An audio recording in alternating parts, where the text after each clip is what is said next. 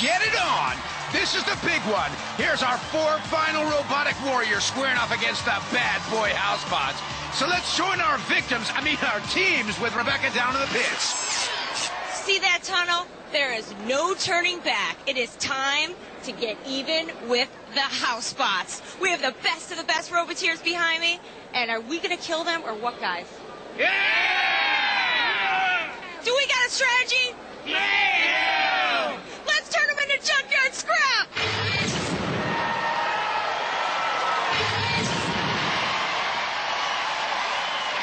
And here's how it looks.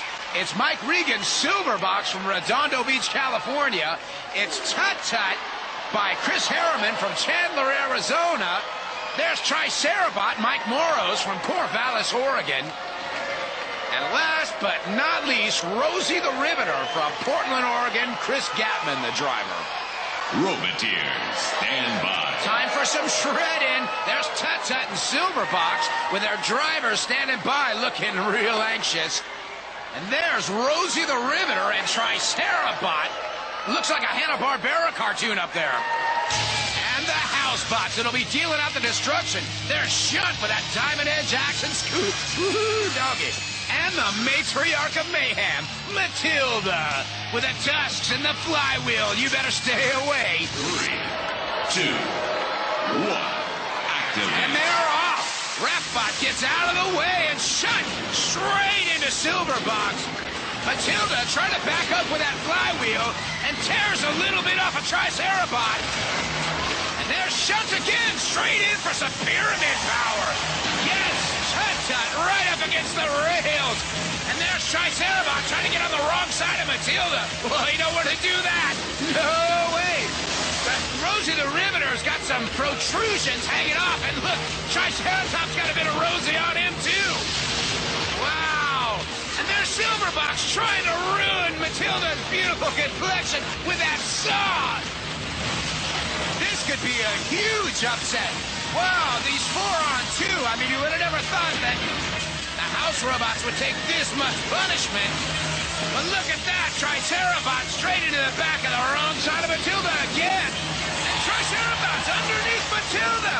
Matilda's up on her side. Let's look at that again. Oh! What a lucky break for Tricerabot. Blindsided Matilda. She wasn't waiting for that one. And now the prehistoric one-man army of Tricerabot goes for a shot. And what's that? There's a little bit of smoke coming over from the side of the arena. Something's happening, folks. I don't know what's going on, but uh-oh. I recognize that music. Oh, no. Now it's a grudge match. Sir Kill-A-Lot has entered the building, and the crowd loves it. Tricerabot trying to get out of harm's way, hits the pit release, and Sir Kill-A-Lot looks bent on revenge. First victim, Silverbox, getting chucked around like a piece of trash. Sir Kill-A-Lot's not having any of it. Tricerabot's trying to do something to the back of Sir Kill-A-Lot, but forget it. He's not going anywhere. Tricerabot, they're all going to try to move in now for the sacrifice. Oh, no! Kill-A-Lot goes up on his face. Tricerabot takes advantage of a little bit of weight distribution. They're going nuts up in the booth. Meanwhile, Silverbox takes a slam dunk.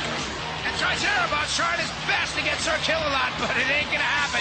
Sir Kill-A-Lot's trying to back out of this one. And I'll tell you, he's done amazing. 4-on-1, and they still couldn't take him down. 10 seconds left. This one's gonna have to go to the judges, who'll be marking on style, control, damage, and aggression. I wouldn't want to have to choose. It looks like a tie to me. And there's the judges now. Well, I wouldn't want to have to be in their shoes.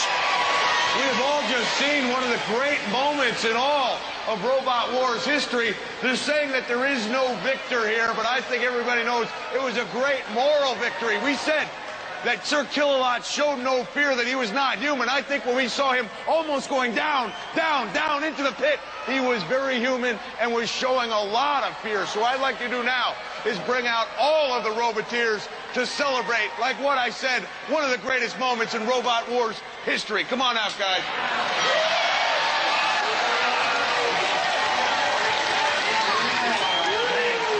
I mean, backstage, all the experts were saying it couldn't be done. I was even planning on being out here myself and saying goodbye because nobody thought that the House Robots could even be approached. I consider it a great upset. How do you feel about it? Oh, it was great. I mean, it was teamwork, basically, that took care of it. And now the team of Rosie the Riveter, what do you have to say about that? Because it looked like your robot was just trying to get that little bit of extra gas. And if it hadn't been for the fact that Silverbox was in the pit, I think that Sir Kill-A-Lot would have taken the dive. That's right. Yeah, all we could do was jab, so we were just going to hit them as hard as we could, straight back and forth motions, and use them to turn us, and it helped us hold them for a little bit. It certainly did. Now, I've got to admit, I thought you guys looked foolish with those furs on you, but right now you're looking mighty impressive. Again, I have one thing to say. Sir Kill-A-Lot has left the building. Sir Kill-A-Lot has left the building. Now, guys, I think we all deserve to take a look at some of these highlights. Not just a highlight of these shows, but I'm certainly sure a highlight of your Roboteer careers. Let's take a look. It all started out with Shunt back in Tut-Tut up against the rails. And then he went after Rosie the Riveter. But then Tricerabot put Matilda up on her side, making it a 4-on-1. And who got into the ring but Sir Kill-A-Lot to get a little bit of revenge.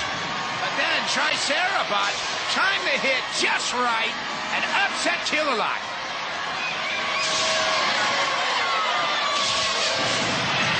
History has been made at Robot Wars Rebellion. For Rebecca Grant, this is Mick Foley saying until next time, fight on!